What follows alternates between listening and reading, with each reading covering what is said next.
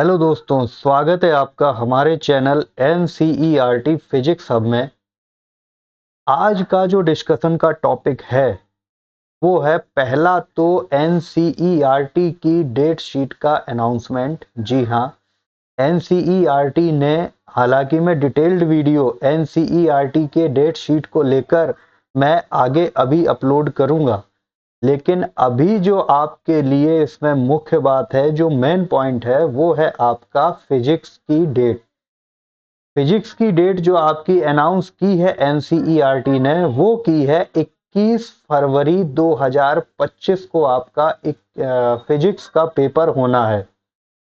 अब आज जब ये वीडियो मैं बना रहा हूं तब है आपकी 22 नवंबर, यानी कि आपके पास लगभग 3 महीने का समय है। जिन छात्रों ने शुरू से ही तैयारी कर रखी है, जो मई जून या जुलाई के समय से ही सब्जेक्ट को पकड़ के चल रहे हैं, उनके लिए तो देखिए कोई चिंता की बात नहीं है। लेकिन जिन छात्रों ने, जिन स्टूडेंट्स ने, जिन हमारे प्यारे साथियों ने अभी तक सब्जेक्ट को टच में नहीं रखा है, उनके लिए ये मैंने वीडियो बनाया है। क्योंकि अब जब डेट शीट अनाउंस हुई है, एग्जाम की डेट आपकी क्लियर हो चुकी है, तो अब उनके आगे एक बहुत बड़ा क्वेश्चन आया है कि सर, अब हम कैसे इस बचे हुए समय में अपनी तैयारी को कर सकते हैं। हाउ टू स्टार्ट, हम अपनी तैयारी कहाँ से शुरू करें, कैसे शुरू करें। सर, अब तो यही समझ में नहीं आ रहा है। तो कहां से आपको तैयारी की शुरुआत करनी है, और क्या सर हम अभी भी अपने टारगेट को और बच्चों की तरह 70 आउट ऑफ 70 सेट कर सकते हैं? जी हां, मेरा जवाब इसमें है कि बिल्कुल आप अभी भी और बाकी बच्चों की तरह अपने टारगेट को 70 आउट ऑफ 70 आप भी सेट कर सकते हैं। लेकिन उसके लिए आपको कुछ पॉइंट्स को फॉलो करना पड़ेगा। वो पॉइंट्स क्या होंगे, आइए एक छोटे से इस वीडियो में हम उन्हीं पॉइंट्स को डिस्कस करते हैं, ताकि नवंबर में जो आप बिल्कुल जीरो हो, उस जीरो से जब जिस दिन आप बोर्ड का एग्जाम 21 तारीख को जवाब देने जाओगे, तो बिल्कुल आप हीरो वाली पोजीशन में देने जाओ। आपको कहीं से भी ये फील ना हो कि मेरी तैयारी कहीं दूसरों से पीछे रह गई है। तो आइए सीधे मुद्दे की बात पे आते हैं, अपने पॉइंट के डिस्कशन पर आते हैं कि आइए क्या स्ट्रेटजी होनी चाहिए हमारी आज की तारीख में। अगर हमने बिल्कुल भी अभी तैयारी शुरू नहीं की है, हम यहाँ पे जीरो स्टेज में पड़े हैं और परेशान हो रहे हैं कि अब आगे का सफर कैसे तय किया जाए, तो आइए थोड़ा सा इस पर डिस्कस करते हैं। अभी आपके पास, आज जब मैं ये वीडियो अपलोड कर रहा हूं, तब है आपकी 22 नवंबर, और आपका जो पेपर होना है वो है आपका 21 फरवरी को। यानी आपके पास लगभग अभी भी 3 मंथ का आपके पास समय है। और अगर इस 3 मंथ में मैं कुछ दिनों को हटा देता हूं, लेट से कि 20 डेज में हटा देता हूं आपके मिड टर्म एग्जाम के लिए, आपके इंटरनल कोई असेसमेंट एग्जाम के लिए, या आपके एडमिट कार्ड या और किसी भी तमाम जो आपको स्कूल जाना पड़ता है उसमें एंगेज होना पड़ता है कि तमाम एक्टिविटीज में, तो आपके पास मोटा मोटी जो आपके पास दिन बचते हैं वो है आपके पास 70 डेज। मैं इसको 60 to 65 डेज मान के चल रहा हूं कि इस टाइम फ्रेम में आपको अपनी जीरो से हीरो की यात्रा आपको तय करनी है।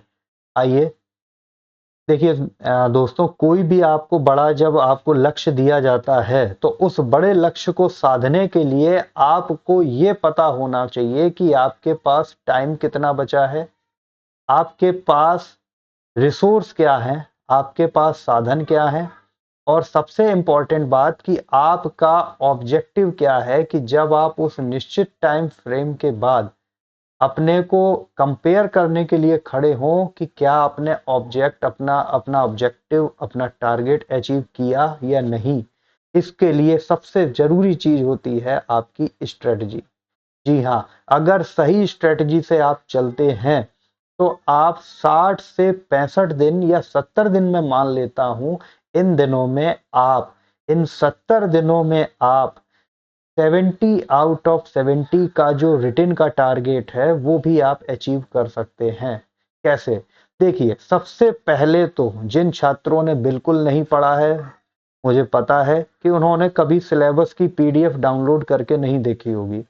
आपको 15 मिनट से लेके आधे घंटे एक वीडियो में, इस पर भी मैंने चैनल पे अपलोड किया है, आपको वो देखना चाहिए जाकर, कि सिलेबस का आपको 15 मिनट, हार्डली 15 मिनट का एक डिस्कशन आप उस सिलेबस का जरूर करें, सिलेबस से गो थ्रू जरूर हो, ताकि आपको पता रहे कि आपके सिलेबस में एटलीस्ट टॉपिक क्या है। दूसरा सबसे बड़ा इंपॉर्टेंट चीज होता है मार्किंग स्कीम। आपकी कौन सी यूनिट है, किस यूनिट में कितने चैप्टर हैं, हर यूनिट का mark wise, marks wise weight जो है वो कितना है, ये पेपर में कितने नंबर की आती है, सो दैट कि आप इंपॉर्टेंट को, ज्यादा इंपॉर्टेंट को और कम इंपॉर्टेंट को आइडेंटिफाई कर सकें। इसके बाद आपकी असली यात्रा शुरू होती है, जब आप इतनी नॉलेज अपने एक पेपर की, अपने सब्जेक्ट की ले लेते हो, तब आपकी असली यात्रा थ्योरी, न्यूमेरिकल पार्ट को कवर करना, केस स्टडी, असर्शन रीजन, इस पूरे पेपर स्ट्रक्चर को कवर करने की जो यात्रा है वो आपकी शुरू होती है। आइए देखते हैं कैसे। देखिए, थ्योरी में मेरा मानना है कि थ्योरी में मैं आपको कुछ वन शॉट वीडियो दूंगा, आपको वो वीडियो देखने हैं, और उसका वीडियो देखने के बाद आपको उस दिन या अगले दिन, बेहतर होगा कि नेक्स्ट डे, आपको 10 से 15 मिनट का रिवीजन करना है। थ्योरी के बाद आपको एक इंपॉर्टेंट काम करना है, थ्योरी पार्ट को कवर। देखिए, थ्योरी का मैं आपको बता देता हूँ, 70 डेज का हमारे पास टाइम बचा है, अगर मैं मिड टर्म की टाइमिंग को निकाल दूं तो आपका अगर 45 टू 50 डेज में, 45 टू 50 डेज में अगर आपकी ये दोनों टॉपिक कवर हो जाते हैं, तो बचे हुए आप 20 से 15 दिन से 20 दिन का जो समय है, उसमें आप केस स्टडी, असर्शन रीजन, और प्लस आप कुछ पी वाई क्यू भी लगा सकते हैं, और कुछ आप मॉडल पेपर या सैंपल पेपर भी आप 2 या 3 लगा सकते हैं। थोड़ा सा इन पर अभी हम बाद में आएंगे। थ्योरी की हम बात कर रहे थे कि हम थ्योरी में कुछ वन शॉट वीडियो डालेंगे, जो आपके 2 घंटे या 2.5 घंटे के हार्डली होंगे। इस 2 या 2.5 घंटे के आप वीडियो देखने के बाद, और उसका नेक्स्ट डे या 1-2 दिन छोड़ के अगर आप 10-15 मिनट एक बार गो थ्रू और हो लेते हो, तो यकीन मानिए थ्योरी के लिहाज से आप उस चैप्टर से बिल्कुल सेटिस्फैक्ट्री पोजीशन पे पहुंच जाएंगे। एक इंपॉर्टेंट काम आपको जरूर करना है, वो है आपका एक A4 साइज के पेपर में एक फॉर्मूला शीट, जो उस चैप्टर में आपने फॉर्मूला पढ़े हैं, उन फॉर्मूला को एक A4 साइज के सिंगल पेपर में आप जरूर नोट डाउन करें। वो आपको ऐसे मदद देंगे कि जब न्यूमेरिकल जो एमसीक्यू बेस्ड होंगे, वो इस फॉर्मूला शीट के बेस पर ही आप निकाल ले जाएंगे। ठीक है।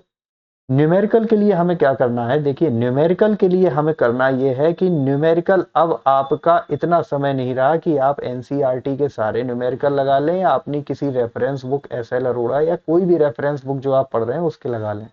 तो बेहतर यह है कि आपकी जो माई बाप होगी न्यूमेरिकल के केस में, वो होगी एनसीईआरटी, जिसके आपको एग्जाम्पल लगा लेने हैं, या हम इस चैनल में लगाएंगे।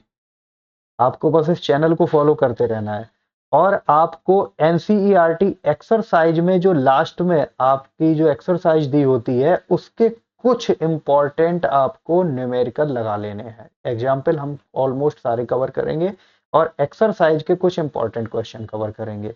तो इस लिहाज से आप 40 टू 45 डेज के, 45 टू 50 डेज के टाइम फ्रेम में आप ये दोनों टॉपिक कवर कर ले जाएंगे।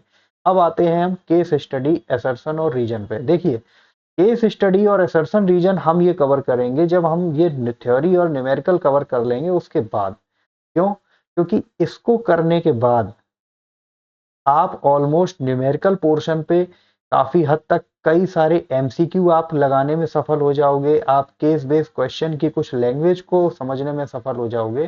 तो आप, जब आपके पास 15 से 20 दिन का समय रहेगा, तो हम हर चैप्टर से एक केस बेस्ड क्वेश्चन को करने की कोशिश करेंगे कि ईच एंड एवरी चैप्टर से एटलीस्ट एक केस बेस्ड क्वेश्चन हो जाए, और एक असर्शन एंड रीजन वाला क्वेश्चन हो जाए।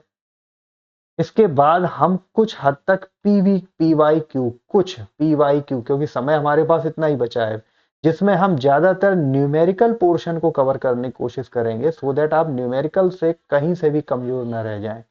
और 2 या 3 अगर हम मॉडल पेपर भी लगा ले जाते हैं तो हम टाइम मैनेजमेंट जो हम 3 घंटे में हमको अराउंड 33 क्वेश्चन जो हमें सीबीएसई बोर्ड के पेपर में करने होंगे, ये हम टाइम मैनेजमेंट को हम कैसे एक प्रैक्टिस करके जाएं कि 3 घंटे का पेपर हमें आती हुई चीज ना छूट जाए, हमारा पेपर छूट ना जाए, हम पूरे पेपर को जो है अटेम्प्ट करके आए।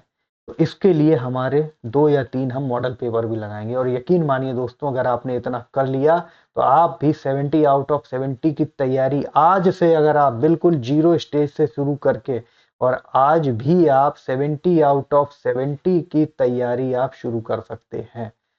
आज के लिए इतना ही, मिलते हैं अगले वीडियो में। थैंक यू, धन्यवाद।